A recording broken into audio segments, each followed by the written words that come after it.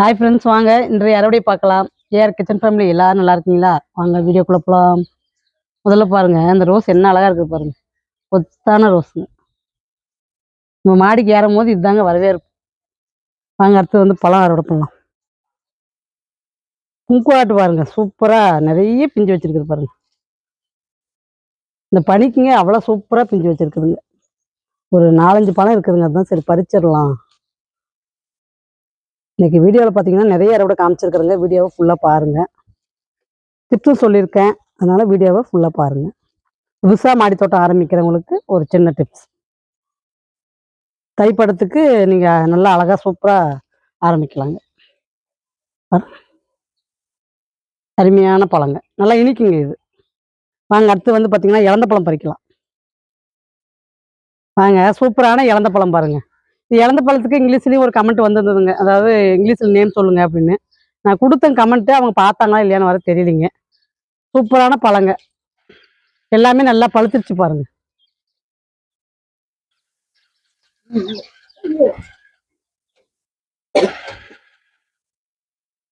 நல்ல அருமையான பழங்க. கடையில் கூட நம்மளுக்கு வந்து பார்த்தீங்கன்னா சைஸ் இவ்வளோ சைஸ் பெருசு கிடைக்கிறது இல்லைங்க. ஆனால் இதில் பார்த்தீங்கன்னா நல்ல பெரிய சைஸுங்க. ஒவ்வொரு பழமும் பார்த்தீங்கன்னா 2 பழத்துக்கு ஈடுங்க. கடையில் விற்கிற பழத்தோட கம்பேர் பண்ணோம்னா. இப்போ பார்த்தீங்கன்னா சீசன் இது முடிஞ்சிருச்சுங்க. இதுக்கு மேலே பார்த்தீங்கன்னா மறுபடியும் நம்ம தளைஞ்சி மறுபடியும் இது காய வைக்கிங்க. இது நான் ட்ரிம் பண்ணி தாங்க உள்ளான்ட்டு இருக்கிறேன். மறுபடியும் ட்ரிம் பண்ணி விட்டோம்னா நல்லா மறுபடியும் தளைஞ்சி நம்மளுக்கு நிறைய காய் கொடுக்குதுங்க.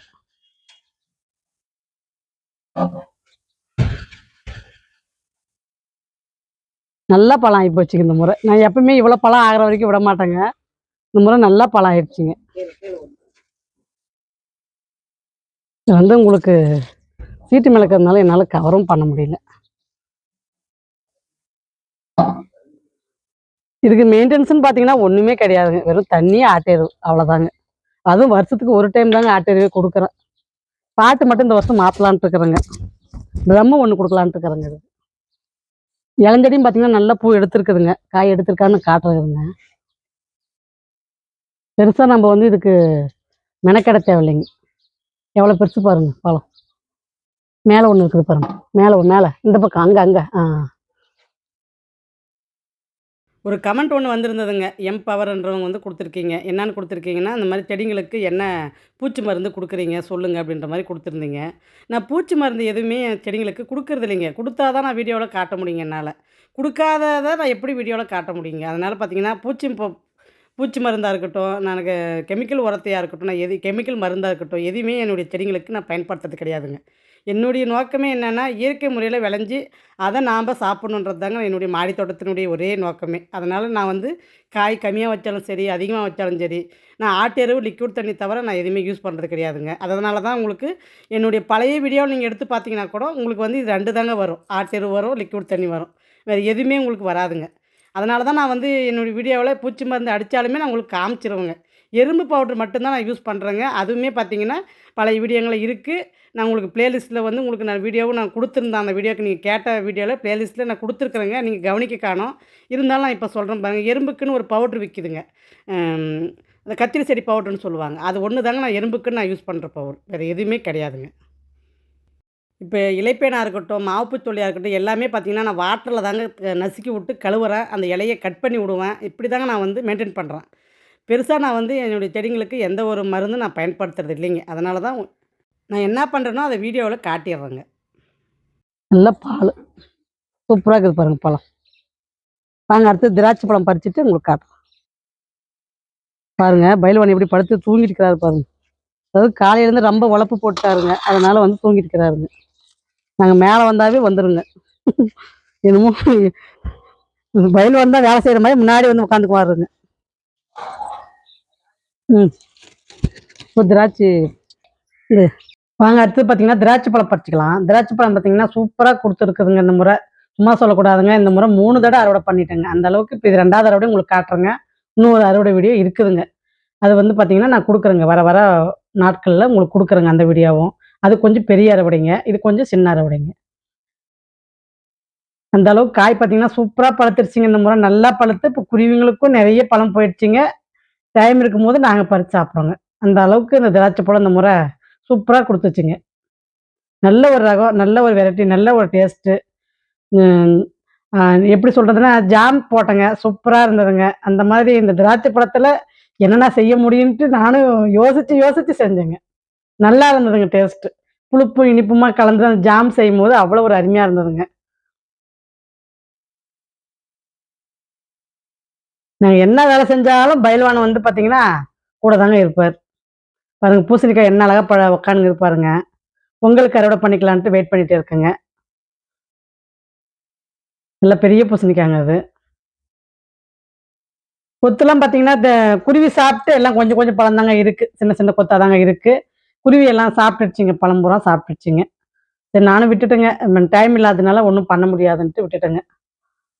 பழங்கள்லாம் பார்த்தீங்கன்னா, சீட்டு மேல இருக்கிறதுனால கொஞ்சம் அப்படியே சைஸும் பார்த்தீங்கன்னா, கொஞ்சம் சின்ன சின்னதா ஆயிடுச்சுங்க.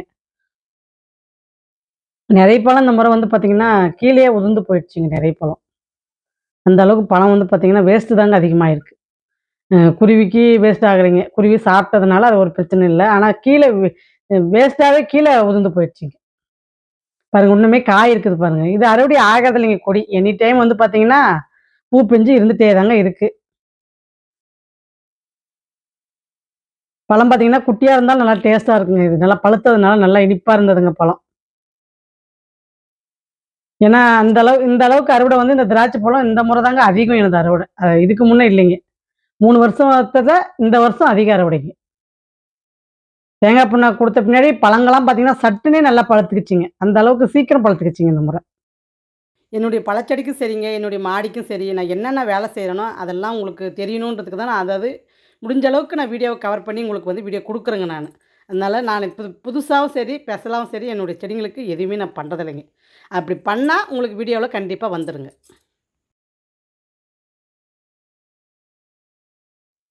வாங்க அடுத்து வந்து பார்த்தீங்கன்னா, ஒரு லெமன் பறிக்கலாம்.